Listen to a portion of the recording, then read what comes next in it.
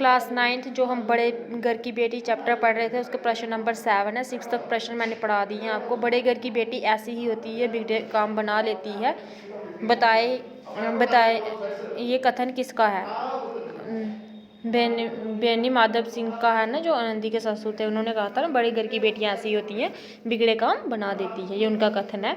प्रश्न नंबर 8, आनंदी ने बड़े घर की बेटी होने का परिचय कैसे दिया? आनंदी ने लाल बिहारी सिंह की शिकायत अवश्य की थी, परंतु उसे ये मालूम ना था कि की बात इतनी बढ़ जाएगी। वह स्वाभिमानी अवश्य थी, परंतु साथ ही दयावाती भी थी। दया की भावना थी उसके अंदर। जब उसे लाल बिहारी के घर से जाने की बात सुनी, उसने जब ये सुना कि लाल बिहारी को घर से जाना पड़ रहा है, तो उसकी आंखों से आंसू बहने लगे।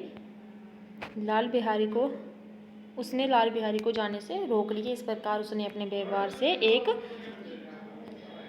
टूटते हुए परिवार को बचा लिया। गांव के लोगों ने आनंदी की प्रशंसा की और कहा कि बड़े घर की बेटियां ऐसी ही होती है। इस तरह उसने अपने व्यवहार से बड़े घर की बेटी होने का परिचय दिया। अब नेक्स्ट पढ़ना है हमें, वो ये हैं बड़े घर के भी छोटे छोटे प्रश्न हैं, इनका उत्तर आपको आना चाहिए। बड़े घर की बेटियां कैसे परिवार की कहानी है? संयुक्त परिवार की कहानी है।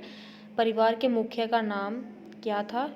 बेनी माधव सिंह था। परिवार के पुत्र के क्या नाम थे? श्रीकंठ और लाल बिहारी सिंह थे। श्रीकंठ की पत्नी कौन थी? आनंदी। लाल बिहारी ने आनंदी को क्यों मारा? कड़ाऊ मार के फेंका था ना आनंदी को। लाल बिहारी क्यों बिगड़ा था? दाल में घी नहीं था, इसलिए लाल बिहारी बिगड़ गया था। श्रीकंठ कैसे पुत्र थे? धैर्यवान और शांत पुत्र थे। श्रीकंठ को क्रोध क्यों आया था? अपनी पत्नी के आंसू देखकर। बेनी माधव सिंह क्यों घबरा गए? श्रीकंठ ने परिवार से अलग होने की बात सुनकर बात की थी ना, श्रीकंठ ने परिवार से अलग होने की बात, ये बात सुन के बेनी माधव जी घबरा गए। आनंदी ने लाल बिहारी को क्यों क्षमा किया? उससे पछताते तथा क्षमा मांगते देखकर। बेनी माधव सिंह किस गांव के जिम्मेदार थे? गोरखपुर गांव के। आनंदी के पिता का क्या नाम था? भूप सिंह था। लाल बिहारी सिंह क्या मार कर लाया था? 2 चिड़िया। इसके बाद है मक्के में तो चाहे घी की नदी बहती हो। कथन किसका है? लाल बिहारी सिंह का है। स्त्री को अपने पति की किस बात का घमंड होता है? पति के बल और पुरुषत्व का घमंड होता है। नेक्स्ट हम चैप्टर पढ़ेंगे अखबार के शौकीन। जीवन परिचय पढ़ना है आपने खुद इस चैप्टर का। अक्षय कुमार जैन के बारे में है ये, उन्होंने दिया हुआ अपना जीवन परिचय, आपने पढ़ना है। नेक्स्ट पार्ट का सारा हम पढ़ते हैं। प्रस्तुत लेख के रचयिता श्री अक्षय कुमार जैन है। इसमें उन्होंने हास्य एवं व्यंग्यतापूर्ण शैली के माध्यम से अखबार के शौकीन का बड़ा स्वाभाविक चित्रण किया हुआ है। अखबार के शौकीन का उन्होंने स्वाभाविक जो चित्रण होता है वो किया हुआ है उन्होंने। लेखक का कथन है कि दोस्तों की दुनिया बहुत पुरानी है। दोस्त कई प्रकार के होते हैं। सामान्य दोस्त, अपने दुश्मन के दुश्मन जो संजोग से दोस्त बन जाते हैं, जिगरी दोस्त होते हैं, और चौथे वह जिनसे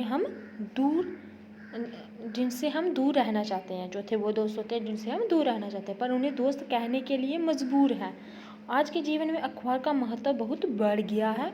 अखबार के बिना तो ऐसे सफ़र काटना मुश्किल हो गया है। अखबार पढ़ने की रुचियाँ और शौक़ अलग अलग हैं। सभी की अलग अलग शौक़ होते हैं। अखबार पढ़ने के अलग अलग रुचियाँ होती हैं।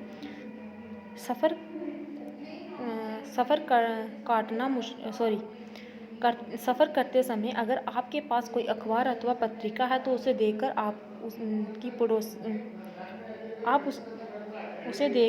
आपके पड़ोसी यात्री का पढ़ने का शौक़ भी जाग उठेगा। अब जैसे आप अखबार पढ़ रहे हैं सफ़र में जाते हुए, तो आपको जो पड़ोसी कोई यात्री होगा तो आपको देख के उसका भी जो अखबार पढ़ने का शौक़ है ना वो जाग उठेगा। एक बार लेखक को दिल्ली से अलीगढ़ जाने का मौका मिला। उन्होंने 2 अखबारें खरीदी। यात्रियों ने अखबार की दुर्दशा कर दी। अखबार भी उस डिब्बे में निरंतर यात्रा करता रहा। लेखक ने एक यात्री से जब अपना अखबार मांगा तो उसने उत्तर दिया, आपने भी तो किसी से लिया होगा, हमें भी पढ़ने दीजिए। एक बार तो एक स्त्री ने लेखक के अखबार पर अपने बच्चे को पखाना ही करवा दिया। तो एक बार क्या कर दिया स्त्री ने, बच्चे को पखाना ही करवा दिया अखबार पे। तो एक बार सफ़र के माध्यम से बात पता चली कि यूरोप और अमेरिका में कोई किसी से अखबार लेकर नहीं पढ़ता।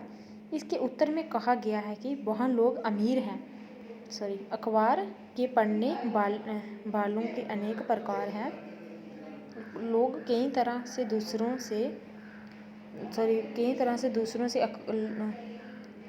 दूसरों के अखबारों पर अधिकार प्राप्त कर लेते हैं। दूसरों के अखबारों पे कई तरह से लोग क्या करते हैं, अपने अपने अधिकार प्राप्त कर लेते हैं। लोग अखबार के विषय में अनेक प्रकार के प्रश्न करते हैं। एक रिटायर्ड तहसीलदार है जो लेखक से अखबार के विषय में अनेक प्रकार के प्रश्न करते हैं। लेखक उन सब के उत्तर देने में असमर्थ रहते हैं। असमर्थ होता नाकामयाब रहते हैं। कि एक दिन एक नेता टाइप सज्जन ने तहसीलदार साहिब के यहाँ अखबार मांगी।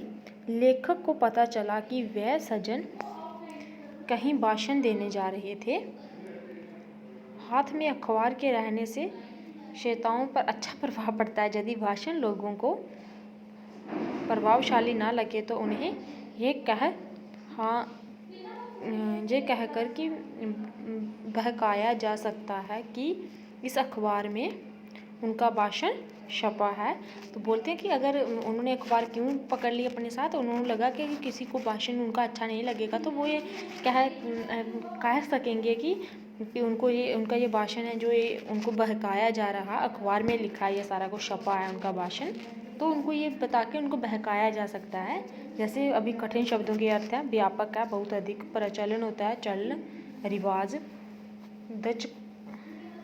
दचकोले होते हैं, धक्के, फहरिस्त होती है, सूची, शाइस्ता होती है, सव्य, इनायत होती है, कृपा, कारामद होती है, उपयोगी, निहायत होता है, बहुत, इत्मीनान होता है, संतोष रखना, संतोष करना बोलते हैं हम, इत्मीनान रखो आप, सरगर्मी होती है, जोश, ख्वाहिश होती है, इच्छा। नेक्स्ट आपको मैं बताऊंगी नेक्स्ट वीडियो में। आपने ये चैप्टर लर्न भी करने हैं, पढ़ना है, सारा कुछ करना है इनका। तो पढ़ो, अभी लिखो नोटबुक पे इनको क्वेश्चंस को।